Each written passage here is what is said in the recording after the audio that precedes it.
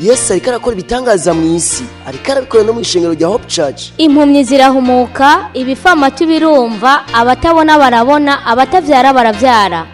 Nawe urashaka kuronka igitangaza cyawe no munsi? Kwirikirana ikiganiro ivyo Yesu akora mushikirizwa n'ishengero rya Hope Church.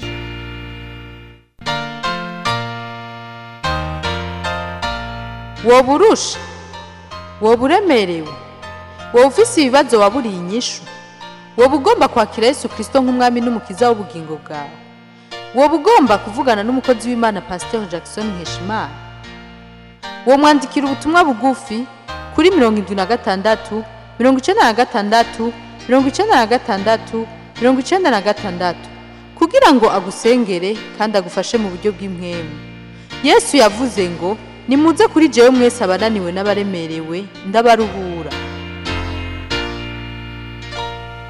Ndabaramukije mwese mwahisemo kumviriza ibiganiro vya Radio Voix d'Espoir ijuremesha kuri micro mukaba muri kumwe na Pasteur Nkeshimana muri kiganiro ivyo Yesu akora mutegurirwa mugashikirizwa n'ishengero rya Hope Church.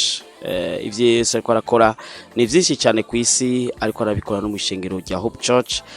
Turatubona rero Imana ikwirakora ibitangaza, tukabona abagwayi bakira, tukabona abafisi ibibazo binabiriya bishurwa, inyishuri nyinshi cyane ziko ziraboneka hirya no hino. Ndakwifurije nawe ko umunsi umwe rero uzogirirwa ico gitangaza nawe. Turatubona rero abantu batahora bavyara bamaze imyaka myinshi, mugabo ukazubona Yesu abakora igitangaza, barasengewe mu ishengero rya Hope Church kandi Yesu akabakora igitangaza bagakira.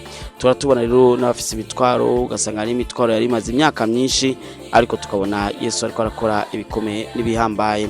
Murazi rero ko turiko turiga ku bintu 14 bigaragaza ko Imana ifise ikigomba gukorera. Hari ibintu 14 bigaragaza ko Imana ifise ikigomba kugukorera. Reka rero tumvirize kano karirimbo ka Hope Choir, ni korali yo mu ishengero rya Hope Church, baturirimbire aka karirimbo. Inyuma aka karirimbo rero tuca tubanza twige ku ijambo ry'Imana kuco twari tugeze ko. Murazi rero ko turiga ku bintu 14 bigaragaza ko Imana ifise ikigomba kugukorera. Uriya nawe urafise ikimana igomba kugukorera. Ndagusabe ubibwire abagenzi, inshuti, ubandikire bumvirize kino kiganiro ivyo Yesu akora, nabo Yesu yo basanga aho bari, ko Yesu yamakoze byinshi cyane kandi bitangaza bitandukanye, ikabikorera benshi abari kure n'abari hafi. Nawe rero Yesu ashaka gukorera igitangaza. Ndabatumiye rero ku munsi w'ejo naho nyine tuzosengera abantu bafise imitwaro. Kwa Mungu twasengeye abantu benshi batandukanye bafise imitwaro kandi benshi bashinze intahe, twarabonye ikiganza cy'Imana. Nawe rero urashaka kusengerwa kwa Mungu, kuri wa Mungu nuvuga ku munsi w'ejo. Ku munsi w'ejo isaha 2:30 tuzodufise amasengesho aho tuzogusengera nawe, nimbushima ko nawe Yesu yo gukorera igitangaza. Kaze cyane. Reka rero tumvize kano karirimbo ka Hope Choir, hama tuca tumviza rero rya jambo rijanye nuko hari ico Imana igomba kugukorera. Yesu aguhezagira. Baremana basi banje bangora kwitama, abandi nabo banganira inzara, abandi nabo batunanira akagohe, abandi nabo bangora kwitama. Ngwino ndabaremana, Mana ya Isaka na Yakobo, naundi mutabazi mfisa atari wewe, wewe niwe buhungiro bwanje Mana. Ngwino ndabaremana, ngwino ndabaremana, naundi mfisa atari wewe, ashobora kuntabara Mana yanjye. Kaze muri ikiganiro kidasanzwe, turiko turiga ku bintu 14 bigaragaza ko hari Imana igi gukorere. Hari ibintu 14 bigaragaza ko hari Imana igira igukorere. Uno musi rero turiga ikintu gira gatatu kigaragaza ko hari Imana igomba igukorere. Turasoma muri ca gitabo nyene turiko turasoma muri no misi, ne ubutumwa bwiza bwanditswe na Yohana igice ca 11 ku murongo wa 11 nyene. turasoma mu izina rya Yesu. Amaze kuvuga ivyo arababwira ati Lazaro umukunzi wacu arasinziriye, nanje ndagiye kumukangura. Aha, ijambo rero tuza kwiga kuno munsi rivuga ati ivyo wita ko bikomeye we avyita ko bisanzwe. Ivyo we wita ko bikomeye we avyita ko bisanzwe. Bari baheje kumubwira makuru yuko Lazaro aremvye gose. Maze Yesu acamara iminsi 2 acarara iminsi 2. Maze Lazaro acarapfa. Lazaro apfuye Yesu arabimenya. Mugabo acababwira ko asinziriye. Cyari kibazo gikomeye cyane kuvuga ko umuntu apfuye ukavuga ko asinziriye ntivyari byoroshe. Abantu bose baramaze kubimenya ko yapfuye, abanyamihana baramaze kumenya ko yapfuye, mushiki wa Lazaro baramaze kumenya ko yapfuye, bari bamaze no guhamba. Umuntu yamaze gupfa, haheze iminsi 2 amaze gupfa, byakabaye bahambye kumbure bimeze uko canke kuriya. Ariko Yesu navyise ko yapfuye, ahubwo avuze ko asinziriye. Ivyo bibazo ufise ubona ko ari bikomeye cyane, urabona ko kabaye, urumva ishure wahevye uyu mwaka ntiwize ishure, urabona ko ivy'ishure vyapfuye, irudandaza ntukibandanije, urabona ko ivyo kudandaza vyapfuye, wa mufiance yakwandikiye ka message kabi canke yakubwiye nabi, urabona ko fiance yapfuye. Ariko Yesu ntavuga ko vyapfuye, avuga ko vyasinziriye. Kandi agira bikangure mu izina rya Yesu, vuga uti amena. Ivyo wawita ko bikomeye we avyita ko bisanzwe. Kandi mukanya isase, mu mwanya utaziga, mu mwanya utazi hari Imana igomba gukorere. Menya ko tuko turiga ibintu 14 bigaragaza ko hari Imana igomba gukorera. Hari ikintu Imana igomba gukorera, ishobora kuba ari uno munsi canke ejo canke mu kwezi kuza, ariko vyitege. Ego niwifate nkuko umuhenga ntaco witeze, oya niwifate nk'ufise icyo yiteze ko kigire kuba kandi kigira kibe, kuko ni gitangaza cawe Yesu agomba gukorere. Ego cyane wewe uri kuravyita ko bikomeye cyane, byapfuye kabaye, byabaye nabi kabisa n'ababanyi babimenye, n'inshuti n'abagenzi babimenye ko ugwaye umugera, n'abandi barabizi ko yakubenze, hirya no hino bamaze kumenya ko atanagahuzu gashasha ugifise, babimenye ko wafunzwe, bamenye ko izo ni inkuru mbi. Hari inkuru idasanzwe, inkuru nziza ivuga ko bitapfuye ahubwo bisinziriye.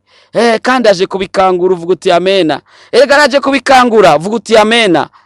Nimba uri kumwe n'undi muntu umubwira ati aje kubikangura, ego kabisa aje kubikangura, kuko nico agomba kugukorera kandi gikomeye kandi gihambaye. Nimba ukuranyumva kuri Facebook partager iri jambo kugira ngo nanaka ashowe kurironka. Nimba ukuranyumva kuri WhatsApp naho nyene partager kuri WhatsApp ko nyene canke kuri YouTube ko nyene partager kugira ngo nanaka ashowe kubironka, nanaka bishobore gukunda, kuko hari Imana igomba gukora mu bugingo bwawe. Ivyo wibaza ko byapfuye ntibyapfuye, nta nubwo byaravye ahubwo birasinziriye, ko kuraba birakomeye cyane kuruta gusinzira. Ntabwo byaravye nta nubwo byapfuye, birasinziriye. Ariko ku maso y'abantu babona ko byapfuye, ariko ku maso y'Imana abona ko byasinziriye. Amena.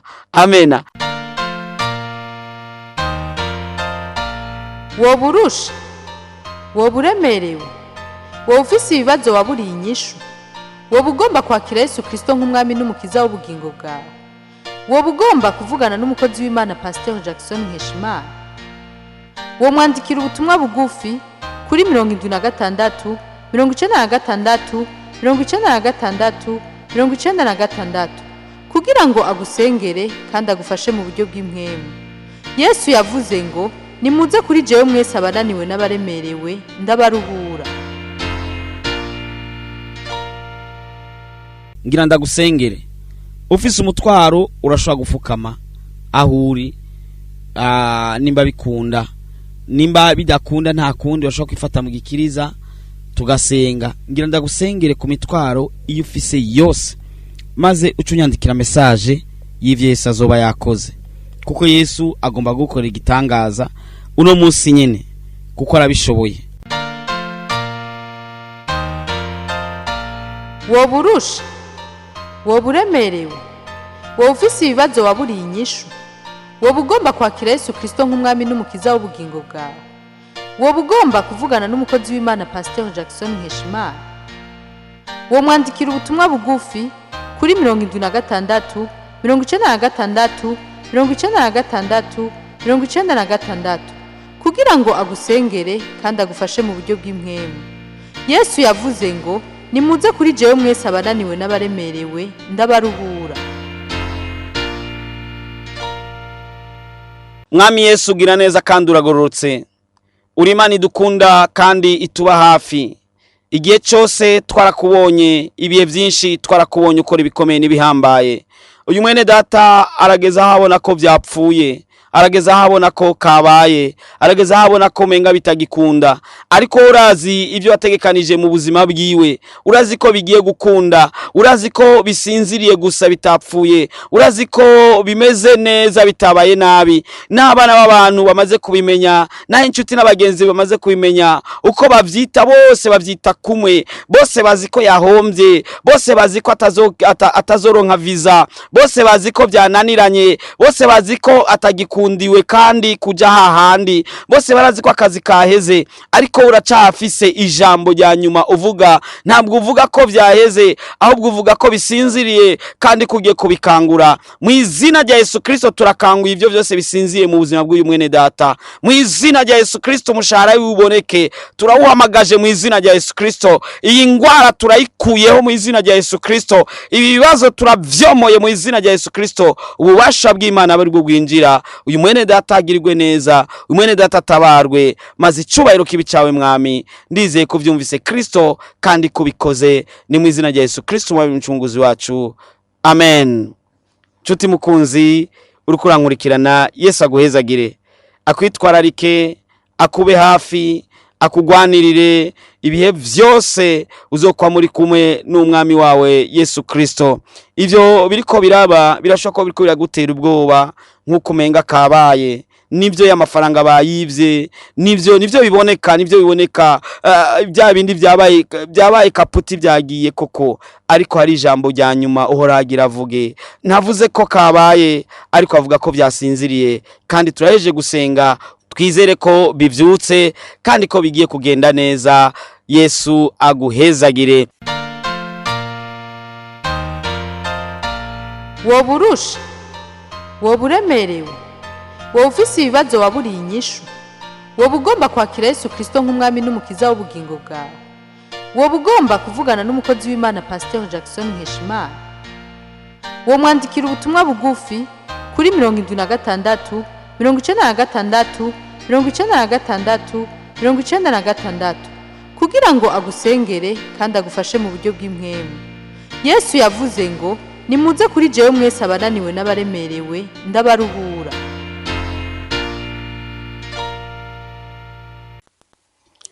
Nizere ko nawe wabaye mu basengerwa kandi nawe ko Yesu yakoze igitangaza. Rero nimba Yesu yagize icyo agukoreye, unyandikire message kuri zo nimero wumvise. Biradushimisha, turamenya ko Yesu ariko akora ibitangaza hirya no hino. Ariko kandi ndakubwire ko ku munsi w'ejo rero turuzosengera abantu imbona nkubone. Nimba uri ngamu gisaka cha Bujumbura canke hafi gisaka cha Bujumbura, byo byiza cyane uje tukagusengera ku ishengo rya Hope Church. Ntihagoye, ni mu Kigobe hafi ya Hopital Militaire, harabana n'akabare kazwi cyane bita kwa Gerard, ni hafi ya Mutoyi Kigobe. Na hano abantu benshi bazi ko na hano ishengo rya Hope Church rikoreye imyaka itari mike. Ni vyiza rero ko woza ku munsi w'ejo, naco bitwaye nimba wori hitike, naco bitwaye nimba wogenda n'amaguru ugasanga ufashe umwanya muremure, naco bitwaye kizima ico ukeneye ejo uzokironka. Buriya Yesu aragomba gukora igitangaza, ariko asanga umenga ari abantu batabishaka. Ego umenga nushaka ko Yesu yo gukora igitangaza, kuko umenga uri kurasha mu intege nke. Ariko ndagutumiye ku munsi w'ejo, Yesu nawe aza gukorera igitangaza ejo kwa Mungu mu gatondo 2:30 nizo tuzotangura miga, nawe uzobuhari. Ego uhashitse uzocunyandika n'aka message kuri izo nimero wumvise.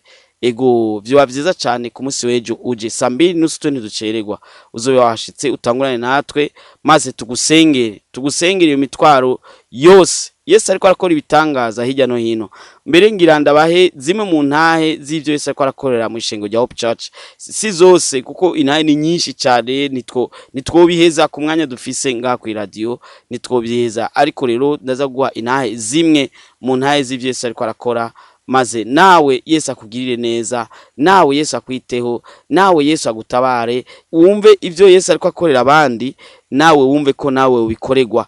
Ego nimba uri mu gisagara ca Bujumbura canke hafi yaho, sinumva impamvu utoshika, niwishikire ku munsi w'ejo, nawe Yesu azokwigirira igitangaza kimwe canke bibiri canke na vyinshi bitangaza Yesu ashobora kubigukorera. Kandi riga we wavukiye amezi abandi bavukiyeko, urafise amaraso atukura nkuko abandi bayafise, none abo bandi kweri kibo kwishurwa nawe ntiwishurwe kubera iki? Gira iyo ntambwe nawe ku munsi w'ejo isaha 2:30 uzoyageza ajya kwishengero rya Hope Church, tuzokwakirana ugweze kandi tuzogusengera. Yesu akugirire neza. Mukanya muca mumva rero inahe z'ivyo Yesu yakoze muri Hope Church. Ndakwibutse ko atari ntahe zose, mugabo ninke muri nyinshi ziba zatanzwe. Yesu ariko arakora ibitangaza mu isi, ariko arabikora no mu ishengero rya Hope Church. Impumyi zirahumuka, ibifamatu birumva, abatabona barabona, abatavyara baravyara. Yesu ashimwe. Yesu ashimwe cyane. Hariho imbaraga ziruta izindi. Jewe mu buzima sinarinzi kwikorera.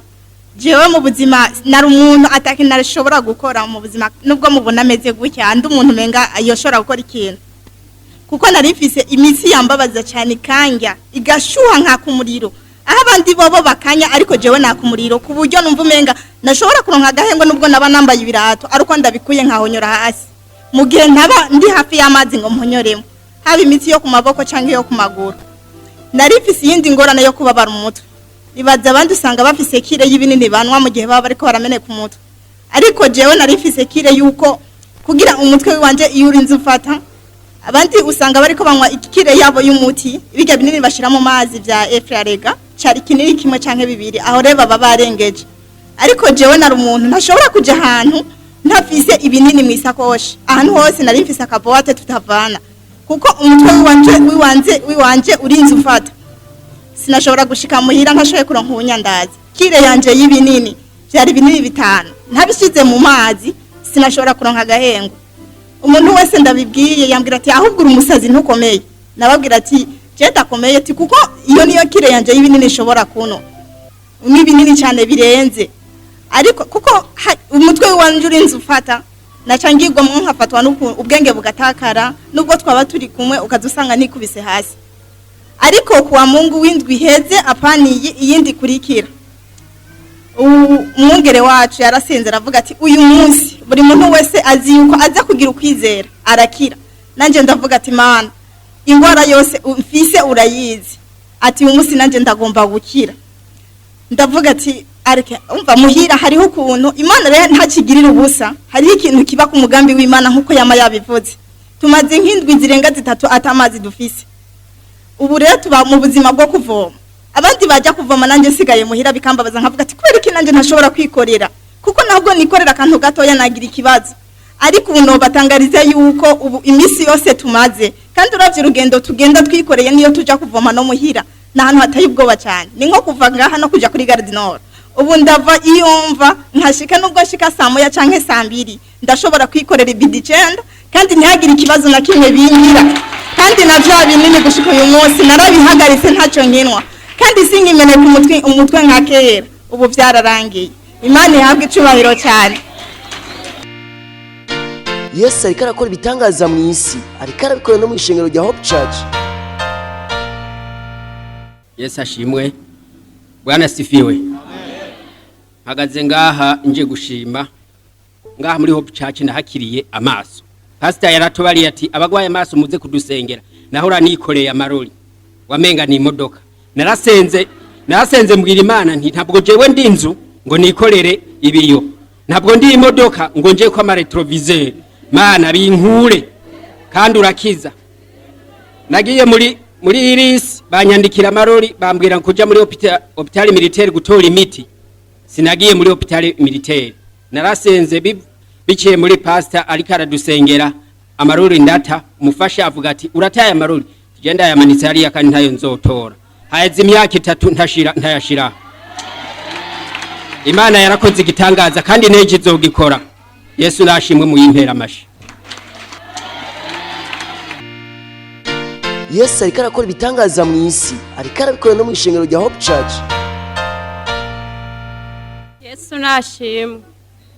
Nanje ngomba gushimira Imana cyane.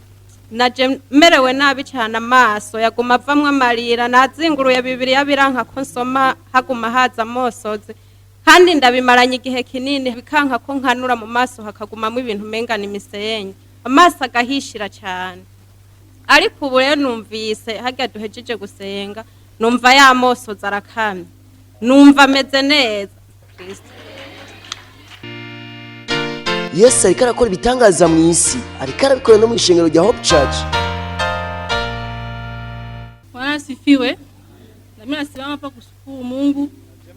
Kubwo gushima Imana. Namaliza miaka 5 niko nagonjwa magonjwa ya tumbo. Ndamaze imyaka 5 ngwaye ingwara yo munda. Nikigwa nikikula chakula sikia tumbo na waka moto. Gihe cyose ndiye ibifungurwa inda nkaca numva hatse umuriro. Nikienda kwa hospitali wakanambia sina bugonjwa yoyote na nisumbua. Ngiye mu bitaro bagacambira ko atangwara nimwe ngwaye.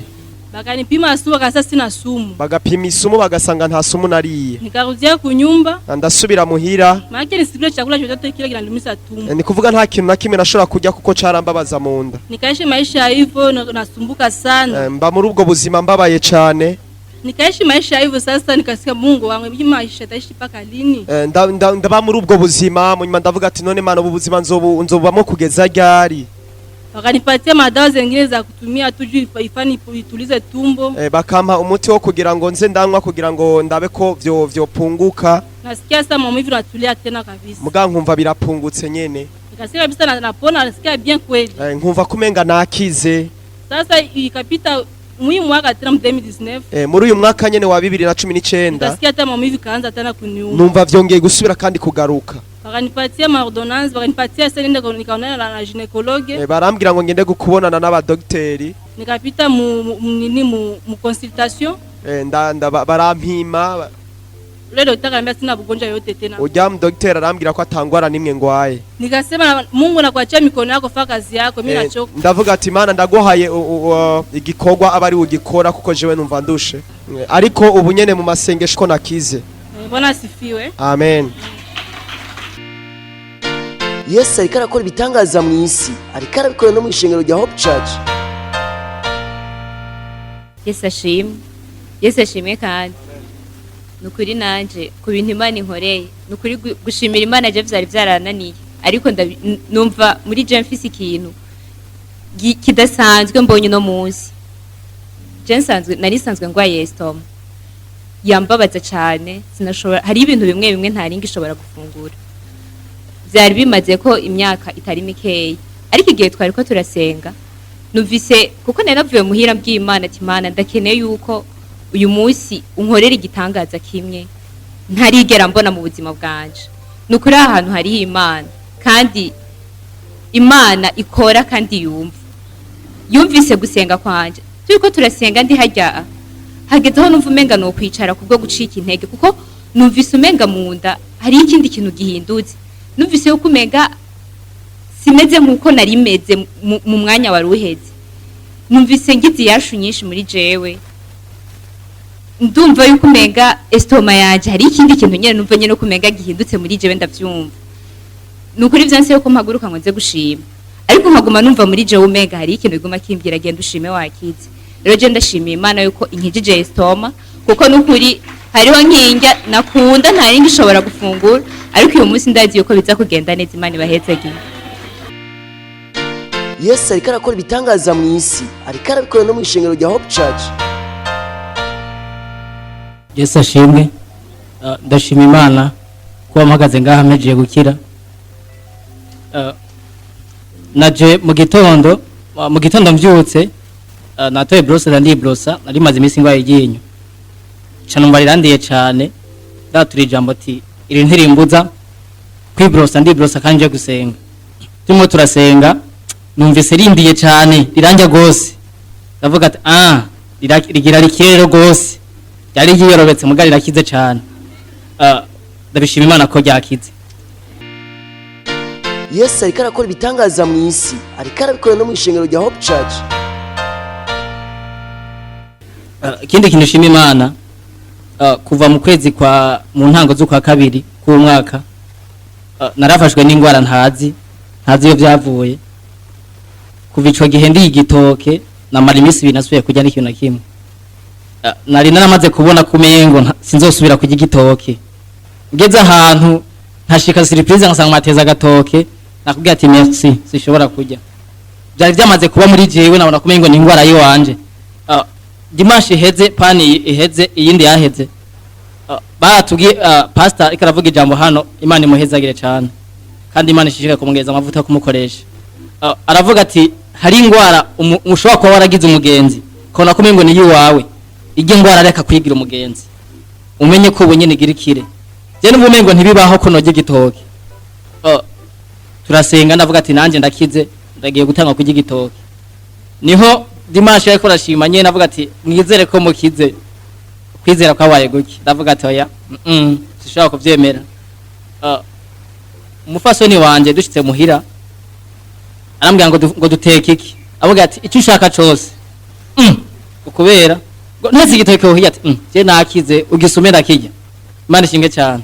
Aciye asuma igitoke ndakirya ndarameze neza mu gitondo zikameze neza. Ndamuga ati na sasa tugiteke ndakirye ubu igitoke ndakirya. Hano mu yisomeye natemere kumuhana banagiteka ambwira ati we nturya yo twavyibagiye ati ndagifungura. Narakiriye n'ubu meze neza no kuri yasabwe cubahiro. Yesu ariko arakora ibitangaza mu isi, ariko arabikora no mu ishengero rya Hope Church. Impumyi zirahumuka, ibifamatu birumva, abatabona barabona, abatavyara baravyara.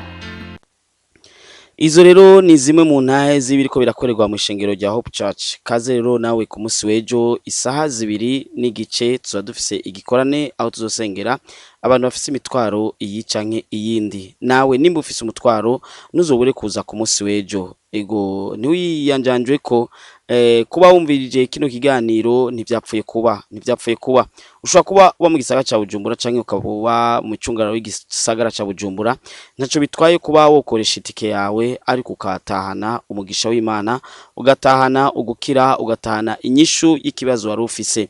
Si jewe nkora ico gitangaza, si pastor naka akora igitangaza, ariko ni Yesu ariko arakora ibitangaza hirya no hino mu isi akaba ariko abikorana no mu ishengero rya Hope Church. Rero ku munsi w'ejo tuba dufise umwanya wo gusengera abantu bafise imitwaro itandukanye, harimo ukutavyara, harimo kuburitiro, ari abantu baburitiro mu ijoro, habamo kudahibica, hari icaha cakwizingiye ko kiranga kukurekura. Byose rero ku munsi w'ejo tuzobisengera kugira ngo Yesu abatabare abagirire neza. Nta mpamvu nimwe yotuma nawe utogirirwa neza. Yesu aragukunda kandi arakwitayeho. Ni hajya mu Kigobe hafi ya hospital militaire ahari abana naho bita kwa Gerard, ni hafi ya muto y'Ikigobe. Ndagutumiye abantu baba muri gisagara ca Bujumbura benshi barahazi, ntihagoye nimba ubakure ufashe bus igusiga hafi ya hospital militaire cyangwa kuri hospital militaire ucuwaza n'ahantu hafi cyane harorushe. Nimba uzana moto abamotari hafi nka bose barahazi, ababajaji hafi nka bose barahazi, abama taxi bose barahazi, ntihagoye. Kaze rero ku munsi w'ejo rero isaha 2:30 ntuzucererwe kugira ngo ntuzavura n'ibibanza kuko Yesu ariko akora ibitangaza. Abantu benshi rero bariko barabona ibitangaza vyabo. Yesu akugirire neza, Yesu akwitwararike, Yesu akube hafi, Yesu akugwanirire. Maze niwagira akabazo ucunyandikira kuri izo nimero uza kumva. Yesu aguhezagire. Ukaba rero wari kumwe na Pastor Jackson Nkeshimana. Ikiganiro rero cyama kiba misi yose ya gatandatu isaha 3:30 z'ijoro kuri Radio Voix d'Espoir. Kaze ku yundi wa gatandatu kandi ntuzutangwe ubibwire n'abandi ko isaha 3:30 z'ijoro tuba dutanguye ikiganiro ivyo Yesu akora. Yesu aguhezagire. Yesu ariko arakora ibitangaza mu isi, ariko arabikora no mu ishengero rya Hope Church. Impumyi zirahumuka, ibifamatu birumva, abatabona barabona, abatavyara baravyara. Mweje kumviriza ikiganiro ivyo Yesu akora mushikirizwa n'ishengero rya Hope Church.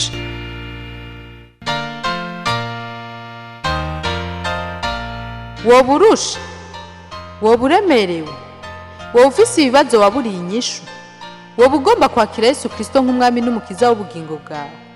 Wobugomba kuvugana n'umukozi w'Imana Pasteur Jackson Nkeshimana. Womwandikira ubutumwa bugufi kuri 76 96 96 96 kugira ngo agusengere kandi agufashe mu buryo bw'impwemu. Yesu yavuze ngo nimuze kuri jewe mwese abananiwe n'abaremerewe ndabaruhura.